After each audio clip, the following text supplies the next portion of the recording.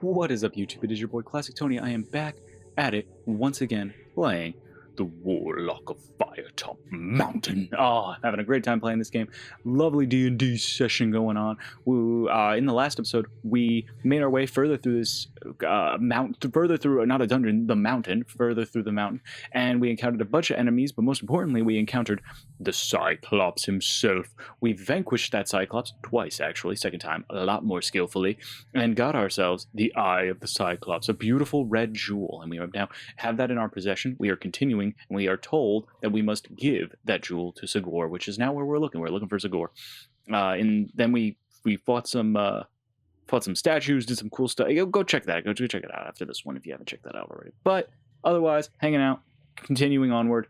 When we left off, we were in this room with this crazy dwarf who was rambling and screaming and taking all this stuff with the pictures in the room and like treating them like gods, but she was clearly possessed. So we either run out of the room in terror or we find a weapon and fight back against the warlock's power. She doesn't seem like the kind to run out of the room in terror. Ooh, okay. Throw cheese at it. I want that option. Which item will you try against the gaze of the painting? Hit the painting with your weapon. Hold the jewel in front of the painting. I'll try that. Kith told you to give the Eye of the Cyclops to Zagor, and you would see what happens. This would be a perfect time to try it out. You pull the great jewel from your pack and hold it up to the painting. Zagor's expression turns to one of surprise, then fear, then the painting swirls and becomes still. The power is gone and the painting is just a picture of an old man. Zagor fears the Eye of the Cyclops. I think I now understand Keith's plan. Two skill, let's go. Leave through the north door. That is a wedge of cheese. Oh, Pac-Man ass looking wedge of cheese. You leave the unnerving room full of paintings and the poor crazed dwarf. Just up the passageway, there is a small alcove in the rock. Yes. How much do we have, provisions-wise? We have 4. Oh, we should rest and eat something. Oh, yeah. If we're going to consume provisions, we might as well do it now. What's good, actually, is I got that provisions that I ate after the first Cyclops fight. I ate 1 provisions. You get that back if you perish, because it goes back to your save file. So that's good. So we will rest and consume some provisions. You sit down on the bench and take out a portion of your provisions from your pack. Your moment of rest combined with your healthy provisions make you feel much better.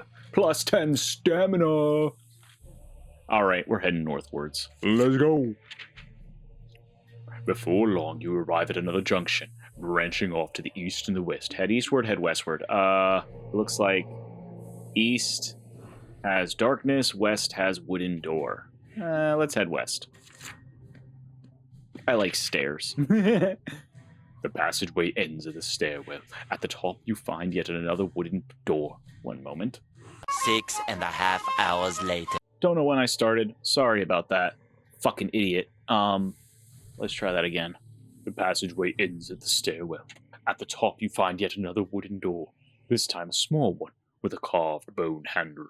You listen, but hear nothing coming from the inside. Open the door. Let's go.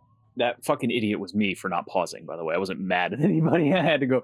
My dad is one of those guys who, he's always got to watch his sports. He's always got to watch the Yankee game. It's always got to be on. He's got to watch it. As soon as it's on, he's got to watch it. So he can take a nap, of course. And so he was very frustrated because he could not get the Yankee game, and he was insisting that it was on MLB, which he has a way to watch MLB Network.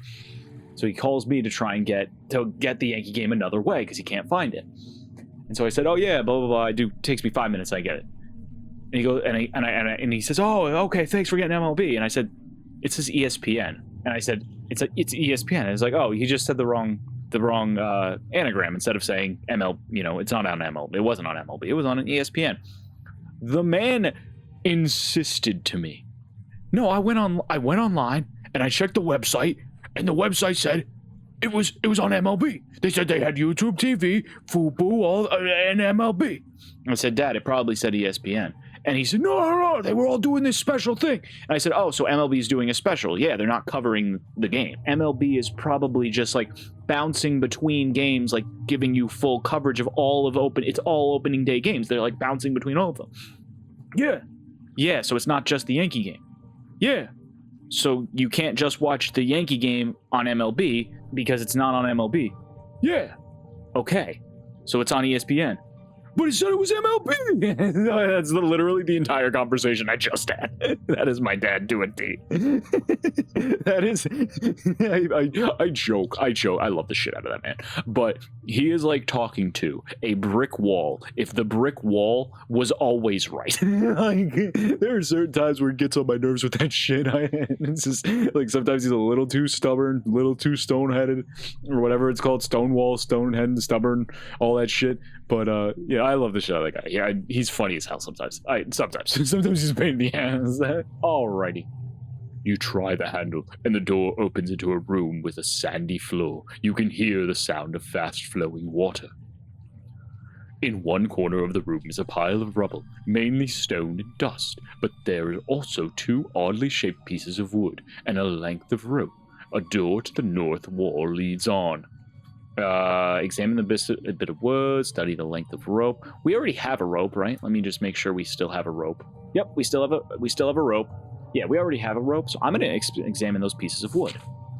Both pieces of wood are Y-shaped and smooth, as if washed up from the river.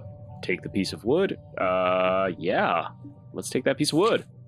You take the bit of wood and stow them in your pack. Perhaps they will come in handy later.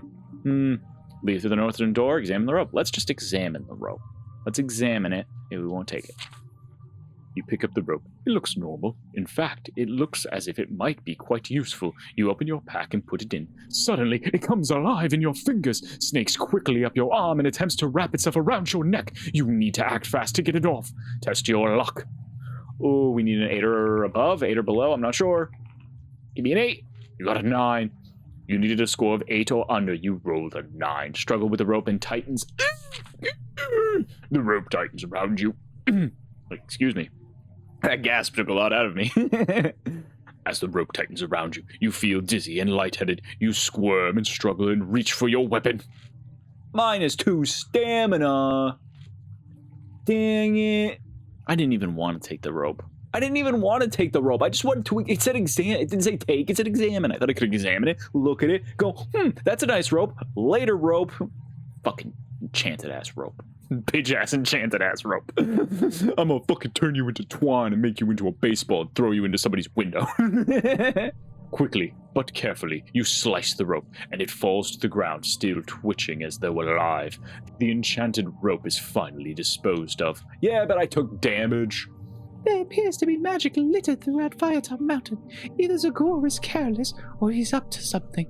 Leave through the northern door. Making our way uptown. The passage leads. You're northbound, and there's a rocky floor. So stupid. I'm an idiot. The passage leads you northward. The rocky floor becomes sandy until eventually you are walking on coarse sand. You notice the passage is widening, and ahead of you you can hear a flowing river. I've heard about this river. Who knows what lives in it? You continue until you find yourself in a large cave throughout which a river flows. Head towards that riverbank. You are on the south bank of an underground river facing across its black depths. There appears to be a fourth way to cross. Oh, that's cool. Oh, do we have to ring the bell? To your left, a rusted bell bears a sign. Ferry service. 2 gold pieces. Please ring. There is also a small raft in front of you on the bank with a large stick resting beside it, which you could use to punt across the river. A rickety old bridge also crosses the water to your right. It winds its way into the darkness of the cavern. Not sure who would use the ferry down here, but maybe that's my best option. I'm not sure I trust that bridge. Oh, ring bell, power, punt. I don't think I'm punting anything. Risk the bridge. Decide to swim. That's just choosing to die. We have 9 gold. We can ring that bell. The bell gives you a dull clang, and after a few moments out of the darkness, you see a withered, old man rowing a small boat. He rows slowly across to you, moors the boat, and limps towards you. Flash a smile at the ferryman or speak to the ferryman? Let's just talk to him. The ferryman asks you for 3 gold pieces. When you protest at the price, he mumbles some oh, I love that. The ferryman asks you for 3 gold pieces. When you protest at the price, he mumbles something flimsy about inflation. He begins to get angry at your protestation. I'm just going to pay him the 3 gold. He calms down, takes the gold, and rows you across the northern bank. Minus 3 gold. After mooring the boat, he ambles off down the passageway. Get off the boat. You are now standing on the north bank in the large underground cavern. The most striking thing is the massive structure to the north, built into the cave walls itself. It emanates a feeling of dread as it looms over the riverbank. To the right of this huge structure is a smaller but still imposing building in the cave wall. Directly to the east is a wooden building near the bridge. Half-finished wooden boats lie nearby, as though in progress. Explore the shack to the west, walk through the huge structure to the north, head to the smaller structure to the northeast. Let's check out that smaller structure to the northeast. You follow the faint sandy path leading to an imposing building in the cave walls. While not as large as the building to the north, it is nonetheless magnificently grand. It towers above you, and you cannot but help but wonder how on Titan this thing was built. At the top of the steps is a heavy stone door that seems very solid. Try to open it. Turn to the beach. Let's try to open it. Having opened the door, it grinds against the floor in protest. Entering, you find yourself in an opulently decorated room. You are overwhelmed by the sight of thousands upon thousands of bottles lining the shelves of the room. Fine carved furniture is placed strategically around the chamber. There's our mommy. Hi, Mama. Oh, she's so freaking hot. Oh no, I don't care about that. I'm not into that whole like step on me thing. Like, like she's hot. That's it. Look at that. Ooh, she got that wait. She got that leg. She got them legs. Waiting for you inside is a tall woman wearing a long dark gown and a spiked crown. Welcome, Alexandra of Blacksand. I am Oriah, the Keeper of Souls. You don't know me, or maybe you do.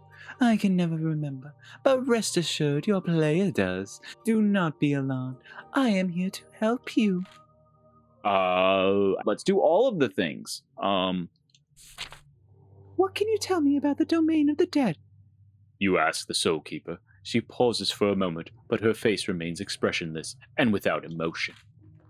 A place cursed by Zagor, created to provide an army of restless souls, each of which will endlessly guard his inner sanctum. I find it to be a useful location to be near, considering my line of work. However, I am not without my own protection. Many so-called heroes have become nothing more than tortured spirits to guard this warlock's treasure. I would advise you to be prepared. Purchase something? We can't purchase it. We're broke. Gold? I have souls. You're the Soul Keeper. Don't you want my souls? No. You ask the Soul Keeper if she has anything for sale. She gives you an unsettling smile. Give me some gold, and I'll give you some gifts. She offers a lot of stuff we can't buy. Talk about something else. Let's see if we can... What do we have to sell? Let's sell her our stick. Let's see what she says. You ask the Soul Keeper if she wants to buy anything from you. She gives you an unsettling smile. Show me what you have, and I'll offer you a price. After rummaging around in your backpack, and nothing. Let's inquire about the Warlock. Zagor is rumored to have a hoard of treasure. Do you know anything about it? You ask Orina. She raises an eyebrow quizzically, then answers. Yes. Of course, the Warlock guards his treasure well. It is kept under lock and key within a magical treasure chest. He never keeps the 3 keys with him, instead choosing to cast a spell on them. Each key is securely guarded and changes position within the mountain each time someone enters. The more keys used to open the chest, the greater the reward within. So we have one of the 3 keys. Nice. Bid the Soul Keeper goodbye. You bid the Soul Keeper goodbye. Her presence makes you somewhat uneasy, and you are eager to leave. Goodbye, Alexandra of Blacksand, she says. I know we shall meet again, if not during this adventure, then during your next one. Not understanding what she means, you leave for the large structure set into the cave walls. Let's leave. Sweet. Let's explore the shack to the west. If you can't tell, I like exploring all these little areas. You walk across the sandy riverbank leading to the nearby shack. There is a door leading into the shack, which seems to be unlocked. Go through the door.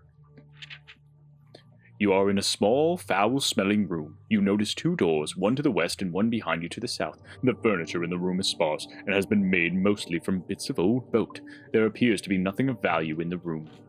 An old man in ragged clothes is slumbering asleep on a bench made of a half of a rowing boat, snoring loudly.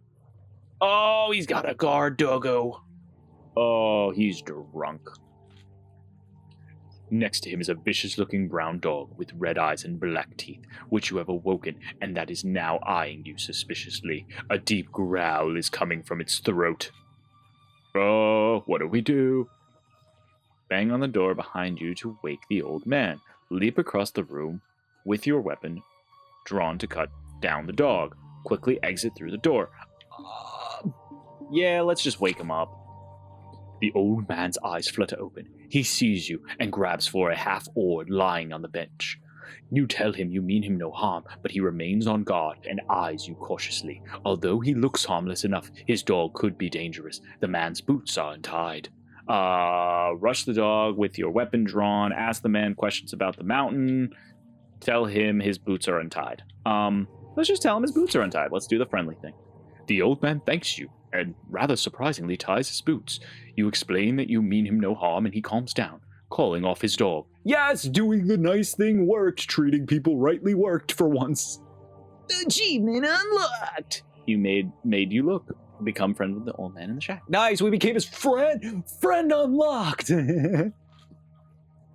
This area is the only passageway through to the inner chamber. Some years ago, the river swelled after a particularly severe spring thaw and cut off supplies from the outside world. All of the area's inhabitants starved to death, but the master, realizing he needed defenses against the outside world, put a curse on the area. The last remaining creatures became the undead, and now guard the passageway through. He starts to inquire about you. Tell him that you are on a quest. Thank him for the chat and leave through the south day. Try to grab the keys and go for the nearest door. Let's just tell him about our quest. When you begin talking, he becomes angry and bids you be gone. He'll have nothing to do with adventurers. His dog senses his anger and snarls menacingly. Oh, do we stay and try to pacify him? Or thank him and exit through the south door? Oh, I gotta try. As you try to calm him down, you only succeed in making him angrier. Traitor! He shouts. The old man shouts a command at the dog, and it gets ready to attack. Back towards the door now and escape. Desperately, you begin to back towards the door. As you do so, the man's dog leaps towards you, a blast of fire shooting from its mouth right in your face. Test your luck. A 7, that's the, easiest roll. Let's go. Give me a 7, baby. Give me a 7. Give me a 7. That's a 3. You needed a 7 of score under. You rolled a 3. Yes, let's go. You reach the door in time. We used up 1 luck, but that's okay. Backing away from the dog, you reach the door and slip out through it. You return to the northern banks of the river. Dang it, we didn't get the keys, but that's okay. Head to the wooden building near the bridge. No, the pier, excuse me. You head towards the wooden building. The only means of entrance appears to be a solid-looking wooden door. A sign above the door reads, Boathouse. The door is firmly locked, but a small barred window allows you to look inside. You can see a number of skeletons working on building a boat of some sort. Oh, that's so cool. They're building a boat. They move in a series of quick, jerky actions, rather insect-like. We don't have the key. Nah, let's not anger them. Let's just go back. Let's head to that huge structure. We're going in. You walk along the sand to the massive structure. A set of stone steps leads upwards to the structure itself. Near the steps, a path leads left to a tower leading upward on the side of the main structure. Climb the formidable stone staircase in front of you. Let's head left like a coward. You decide to walk westward and reach a tower. The sandy path continues until you reach some stone steps that lead upward. Just as you are about to climb the steps, you suddenly feel angry about being here, within Firetop Mountain, chasing some vague quest. I should have killed Kith when he had suggested he send me on this awful quest. I really want to leave this place. Something strange seems to be happening to you, and it seems to be getting worse. Your anger and frustration increases. This place is affecting you somehow. -1 luck. That stinks. Return back to the entrance, climb the steps towards the tower. Oh, I don't know. We're just gonna get angrier. Let's climb those steps. Oh, we went in the loading zone? Fuck. I wanted to go in the north building. Hopefully they connect up. A light glows from the tower entrance. Oh, yeah, okay, so we can kind of sneak over here and see. We would have ended up over meow, but instead we're right. Meow. So we can zoom out a little bit. Oh, we missed a bench! I'm an idiot. Oh, I missed a bench. A light glows from the tower entrance. Walk towards that light. You walk through the opening, and before you know it, you stumble upon a set of spiral stairs. The stairs are cracked and old, and do not seem to be held up by any supporting structure. Your thoughts are starting to become dark and more sinister. I can't shake the feeling that I need to hit someone or something very hard. Oh no! Climb the stairs. Our luck is just diminishing, but we're in it now. You climb up the staircase, which seems to go on forever. Step by step, you climb further up the dark tower, until you reach an alcove where you can catch your breath. Suddenly, a rasp voice makes you jump in shock. Hello there, kind stranger. Do you have a moment to spare for a hungry beggar? Any kind of food will do. The gaunt, tired man with sunken eyes and scraggly hair is staring at you expectantly. Pathetic creature should die. What am I thinking? Must control my thoughts. Test your luck. Oh, I gotta get a 4 lower? This is crazy. Give me a 2. That's a 6. You need a score of 4 under. You rolled a 6. Refuse to give anything. You shake your head and refuse. The beggar is clearly upset. He begins to growl in anger, and something about him seems strange. His teeth become sharp and pointed as he snarls, and as hair covers his face and arms, he grows taller before your eyes. Now 2 meters tall, his face has formed into a rat-like snout, and he is covered in hair. His hands have become sharp claws. He has been transformed into a weaver rat and begins to advance towards you. Suddenly he stops panting. Although he has transformed, the weaver rat is still as gaunt as he was in his human form. The transformation has exhausted him, and he slumbers to the ground tired. How dare he attack me in a rat form? He must surely die. No! Test your luck. Give me a 2. That's not a 2, that's a 7. Oh, put him out of his misery. Without hesitation or remorse, you draw your weapon and end this pitiful creature's life. Moment for Ratman. The emaciated man does not even put up a struggle and crumbles to the ground in a heap. You rifle through the beggar's meager possessions, but find nothing of value. It seemed the only thing that he owned was his life, and you have taken that away. You turn away without a second glance and head towards the stairs leading upward. Oh, chilling. Oh, I didn't mean to. I'm sorry. I didn't mean to. Oh, this was not the right path.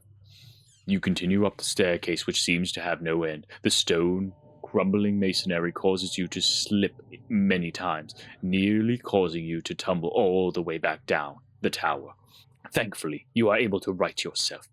You stop and rest at a crumbling alcove. A daunting stone statue of an imposing warrior looms over you.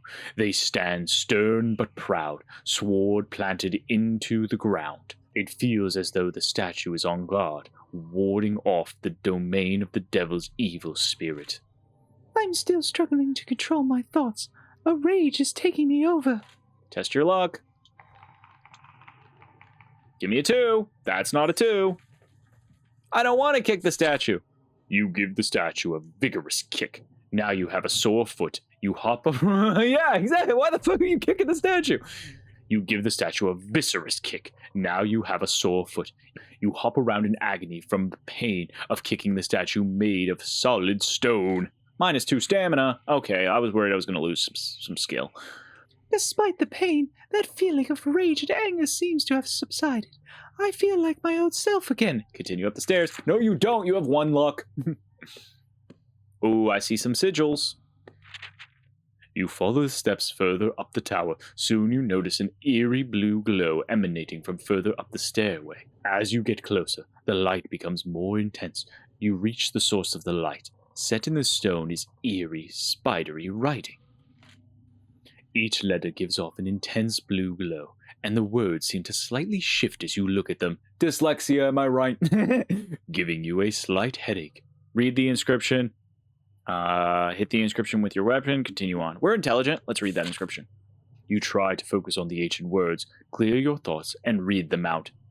Mid, dinum, lud, do, lud, mid, rogas. I don't know. Oh, wow. Okay, that's cool. It's a spell. We casted a spell on ourselves. Suddenly, you reel back in pain. Your mouth tastes like copper, and your head feels as though it is full of cotton wool. You try in vain to focus, but it is no use. The words you have read must have been some kind of curse. -1 skill. No. Feeling hazy and dim-witted, you nonetheless press on. Climb the rest of the stairs. Oh, can I get a bench, though? You continue to climb further up the stairs. You pass a crack in the wall, oozing an unpleasant-smelling slime. The goo is slowly forming a pool on the floor. Suddenly, there is a rumbling sound. Oh, we gotta fight the slime worms. There's an explosion of brick and masonry as hideous slime worms burst out of the walls. You count 3 of them as they writhe towards you. These horrific beasts, long dead, have been reanimated by the slime itself. The creatures snake towards you with frightening speed. Oh boy. Slime worms. That's bullshit!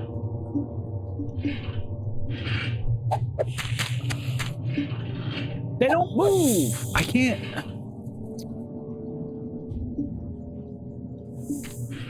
I'm gonna die to poison because of this fucking... Oh my god! These stupid fucking worms didn't move. Alright, yes. Yes, I want my hero to be resurrected, but I'm fucking pissed because those worms... Everything in this game fucking moves in a pattern. The worms are supposed to move in the pattern that they predict. The worms didn't fucking move. And I can't get close to them because the worms can attack 3 spaces diagonally, or 2 spaces in front of them and 1 diagonal. Fuck me. Fuck that. Fucking dick-ass worms.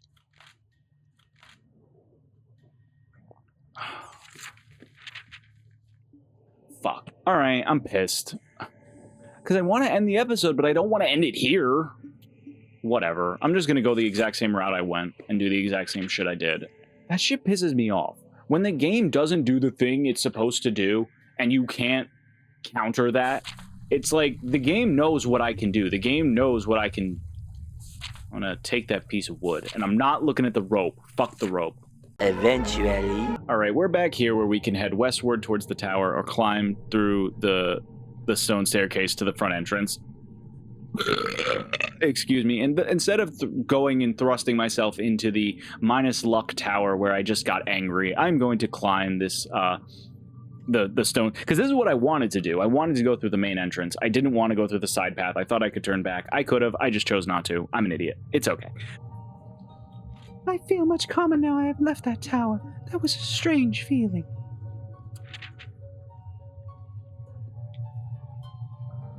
I just hope we get to that bench I saw. You follow the steps leading up into the looming building. Looking upwards, you occasionally see golden glints on the ceiling. You wonder if there is gold veins running through the ceiling of this cavern. The golden glint begins to disappear, followed by a high-pitched shrieking and the heavy sound of a leathery wings. That doesn't sound good. Oh my god, the giant bats swarm down towards you, ready to attack. Great. Fucking nice.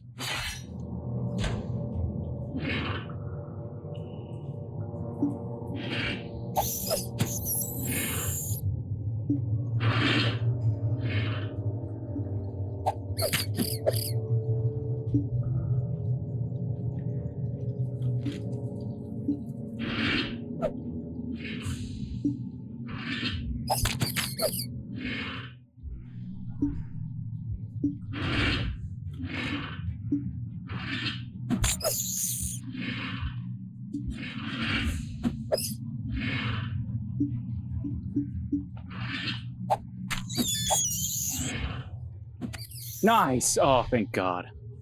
I was worried I was going to die. You lost 8 stamina. You gained 17 souls. You defeated the giant bats. With the giant bats slain, you cautiously continue up the stairs. Thankfully, there are no more creatures lurking in the darkness, and you reach the top safely. Surrounding you is an eerie graveyard. There are gravestones littered about, and trees made from stone cast ominous shadows across the ground. Nearby, there is a bench where you may rest. A skull leers at you from the archway. It appears to be the entrance to a crumbling bridge of stairs that traverses a large pit, glowing with an ethereal blue light. The feeling of death and decay surrounds you, and you sense that this place is one of an arcane, ancient evil. Oh, let's explore the graveyard. Sit down on the bench. Let's rest and consume some provisions, right? Yeah, we need 18, so let's rest and consume some provisions. You sit down. Take out your pack. Consume your provisions. Makes you feel much better. Plus 10 stamina. Okay, sweet. All right, thank you all so much for hanging out. I appreciate each and every one of you coming along on this adventure as we continue on our way through Firetop Mountain. Thank you all so much. As I like to say on this channel, whatever you got going on in your life, if it's not good, I hope it gets better really freaking soon. And as I always say on this channel, sincerely from me to you, please take it easy and peace.